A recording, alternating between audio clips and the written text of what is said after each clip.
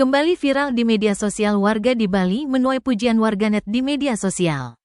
Hal ini lantaran aksi kepedulian tinggi yang ditunjukkan sejumlah warga saat membantu korban kecelakaan di jalan.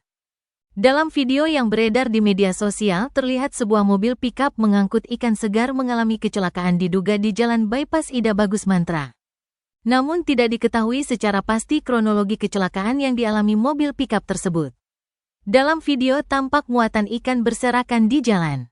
Terlihat sejumlah warga yang berada di lokasi kejadian bahu-membahu membantu mengumpulkan ikan-ikan yang berserakan.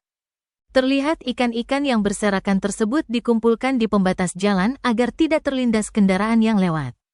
Nampak dalam video tak ada satupun warga yang memanfaatkan musibah itu untuk mengambil ikan-ikan yang terjatuh. Sontak saja aksi sejumlah warga Bali itu menuai pujian warganet di media sosial. Mereka membandingkan dengan kasus penjarahan yang terjadi di wilayah tertentu saat ada musibah kecelakaan.